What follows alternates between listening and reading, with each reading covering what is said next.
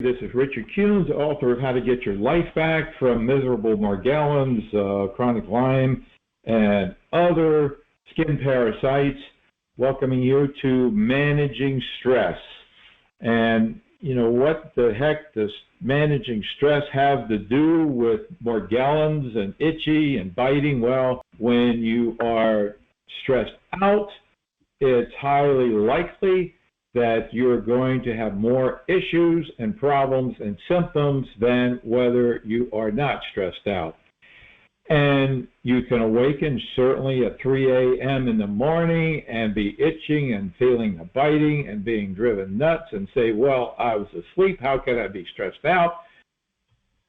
You know, stress is cumulative, it's additive. So just because you happen to get a little bit of sleep doesn't mean that you're not being stressed out, that your system is not being taxed, and that your creativity isn't really working for you. So bottom line is, when we are stressed out and we're in panic mode, and our subject today was about being in panic mode, and when we're in panic mode, we don't really seem to read and record mentally the details. We skip over things, we make assumptions, we jump into things half equipped and make mistakes which can be more costly in the end than if we had just simply read the book and made notes and planned in a relaxed, more frame of mind. So managing stress is important. We do deep breathing from time to time.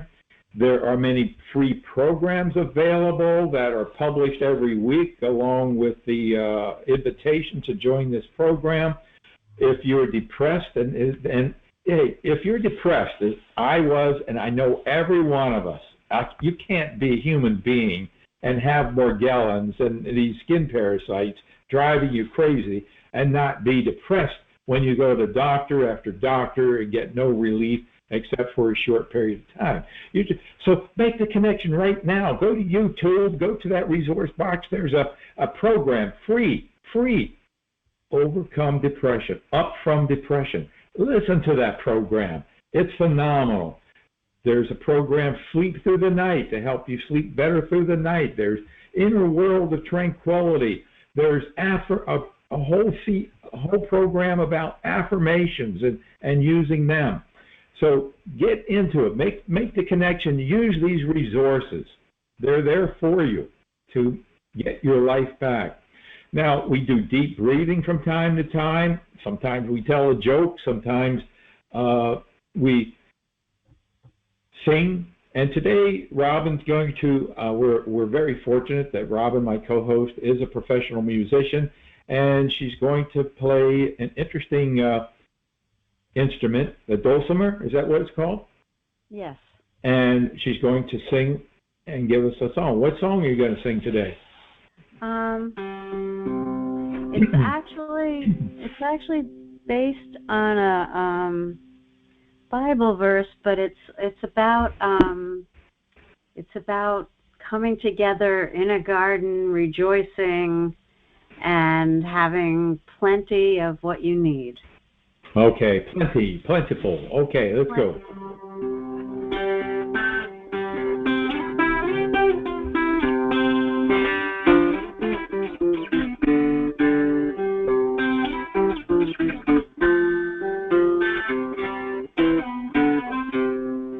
Therefore they shall come and sing in the height of Zion, and they shall flow together in the goodness of the Lord. For the wheat and for the oil, for the young of the flock, for the young of the flock, and of the herd. And their souls shall be as a watered garden, and they shall not sorrow any more at all. Just a short little too. Yay, that was fast. Okay, thank you, Robin. Thank you. Beautiful. Love to hear it. I think there was one or two people in the beginning. The beginnings gave us their numbers. If we want to open the line to them right now, and they can share their experience in dealing with Morgellons stress-wise. I've just started reading. I just got your book, and I've been writing down some of the oils and stuff. And I'm fixing to buy any kind and every kind of thing I think I can think of. I got this disease. I worked in an 1500 home that was in a, it looked like So it was only the winter home. It was a big old home. Big old home, that's where you picked it up? Mm-hmm. Right. And this cat come up, and I was petting it. There was a real nice cat, and I called it my job cat. Well, my granddaughter saw it and saw it on a picture on my telephone, and I had filmed it. And at Thanksgiving 2 years ago, she wanted me to go bring it home and take it back with me, so I did. So anyway, I had gotten this, I thought, from the cat, a parasite from the cat, which was wolves. And I got the cat fixed, and the cat died within 3 days after I got it fixed. Well, since then, I had grown a pocket up under my ear, and I thought it was like a cyst thing for a minute. My hands started feeling like they had arthritis in it. I had allergies, and this is at different months of the time through this. But then when I would lay down in bed, I would get bit in my feet and itchy. And then it progressed from there. By the time I realized what was going on, my whole house, I can't even stay in my whole house. My whole house feels like it's infested. My bed feels like it vibrates. It bites me all the time. I can be on Riverside, which is about 10 miles from my home, and I can feel them in my feet my feet will be stinging before I get home. I can't walk in my house. I have not been able to live in my home for 2 years now. This Thanksgiving. Where are you living? Where are you staying? I stayed outside. I stayed on the front porch. I stayed in a tree house that I had built. Uh-huh. I stayed on the back. Well, I started on the back of the truck that had a camper thing on it. Okay. And I got the camper thing, so I got on the tailgate with a fire because it was cold at this time. I stayed in a camper that somebody had given me, and it got infested with it. I couldn't stay there no more. I stayed anywhere. I have stayed at a motel, didn't want to, but I was in dire need of a shower. I didn't know what was going on. Been to 9 doctors in every hospital around here, and everybody has called me and said that I was crazy. They laughed at me. So I quit going to doctors. I was 130 pounds, and now I'm down to 80 pounds. And I'm still 80 pounds and still have not found a doctor to even accept me or even think that this is a real parasite under my skin. I have begged and begged for somebody to send me to a disease doctor, but it has not shown up in my urine or in my stool or in my blood or in any test that they have done. Nothing has shown up, so they will not call me a disease. How did you find us? How did you find me? I started getting on the internet. Mm-hmm. People who dealt with some type of parasite that I had, that in yours, the sound of the biting and stinging and everything that was in there was what was happening to me. Every single thing that was in that you had said was happening to me. And so I just started, please help. This is one of the speakers. Please help me. I'm in dire need of help. I'm down to 80 pounds. I can't afford to lose anymore. I felt like I was dying. I felt like these things were eating me up. It was from head to toe. I was flipping out. I thought I was going crazy. Right. I still haven't had no help from no doctor. Well, yeah, the doctors unfortunately don't seem to be up on the mechanics of this or the knowledge of this. So you said you just got the book about 2 weeks ago, my book? I just got it about a week ago. Right. And I quit going to doctors. I quit saying anything about it. Okay. The most important thing is that you read chapters 3 and chapters 4. Okay, that's where the meat of the program is. Excuse the pun, but it's important that you make the diet work. Now, were you here during the first part of this program where we talked about stevia and things like that and the mistakes that people make? No, sir. I just listened last Sunday. Was the first time I Okay. listened. All right. Well, this program will be published and available on YouTube by the end of the week. So you can go to YouTube and listen to it, but the most important things for you to start is chapter 4 and chapter 3. Chapter 4 is about making the diet work, and it's important to do that. So put away all of your vitamins and anything that you've been taking, the supplements. Put them away because they have ingredients in them that. Well, I'm fixing to pull your store up, and I've got your. Yeah, book. what we have in the store is compatible with the diet, and what we have in the store has not been easy to find, but it is there. And chapter 3 about disinfecting. The first thing is to choose some place to live right now and get things in order where you choose to live right now. So if it's a trailer or a tree house or whatever it is, get that place cleaned and disinfected and on the diet. Once you're on the diet and making it work, then you can expand and start disinfecting your home and moving back in and kicking out the organisms. You can do that later, but get where you are working first.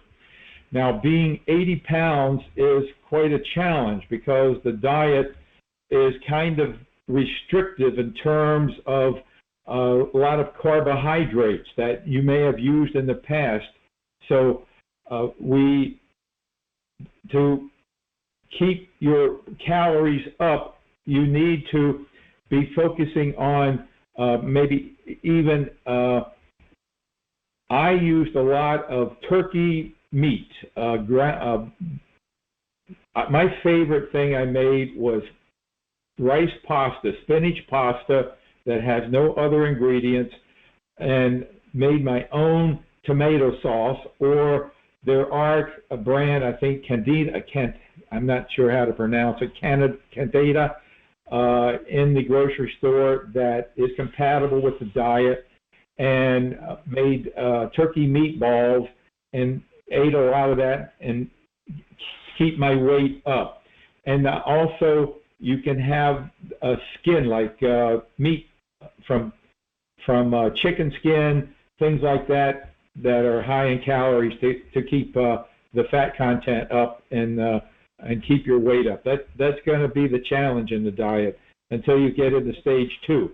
But so you can do it. We have Ethel, our coach in Florida, who can help you with the diet as well. She was a vegetarian, and I gave out her number earlier. So those are the two chapters that are most important for you. Now, chapter 5 has some great recipes in them that you can take the ingredients that are available in the King Diet and make some delicious foods, gourmet meals, really. Okay. Thank you. Keep coming back. We're here to support you. Keep with it. You will succeed. Okay. I'm very grateful. It's been the worst thing that's ever happened to me in my life. Yes, it is. It's as bad as being run over by a Mack truck, and not real bad. Thank you. You calling out of the blue has really answered the Lord's prayer that I have been praying for, and I thank you for everything that you've done for me. So, thank you. Keep coming back. We're here to support you. Many people, I would say that, I mean, would you agree with this statement, Robin, that we probably have more success with our protocol than anybody in doing this? I was muted, sorry. Yes. Yeah. We have an incredible amount of success. And the people who are not successful are usually the ones that don't stick with it to make the diet work. And it can sometimes take as long as 2 months to make this diet work. And it's often from simple, silly mistakes, like the lady from Australia who wrote in that she was on the diet and using stevia that had 3 terrible, lousy ingredients that are going to feed the organism. So she wasn't really on the diet. She thought she was. So you've got to make the diet work. And then it's downhill. Okay, was there anyone else that left a number for this segment? I wanted to thank that woman that just came on. You're very inspirational.